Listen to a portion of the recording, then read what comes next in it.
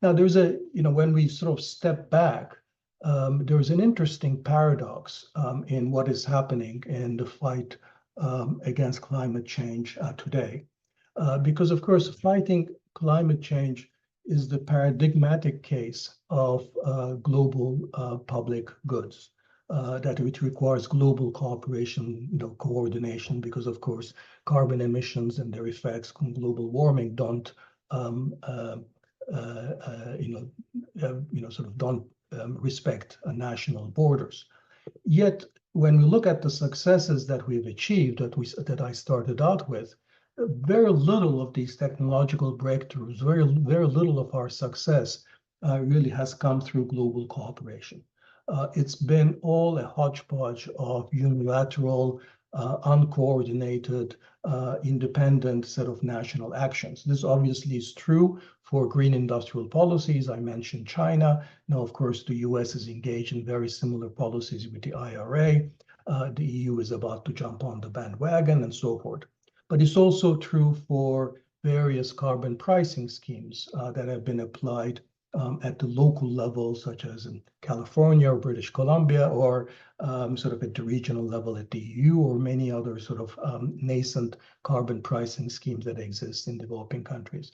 So it's funny because these are all, by the economic logic, these unilateral measures, whether it's green industrial policy or carbon pricing schemes, really should not exist, because the very logic is it doesn't matter where the carbon is emitted. And I think part of the reason why these measures have in fact spread is that they often are motivated. These policies are motivated by a set of objectives that go beyond climate objectives. So just like Mansur Olson's work from a very long time ago, the way to provide public goods is to encourage individual actors to combine it with a set of private interests, with a private benefits.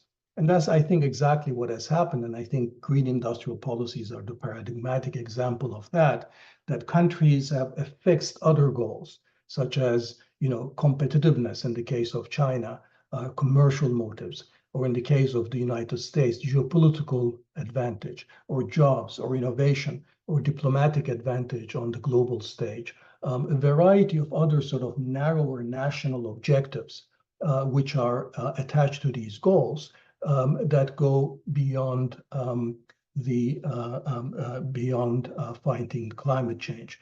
Now, we can look at these national goals as being a kind of a hindrance, and I'll say in a second, they create problems elsewhere in the system.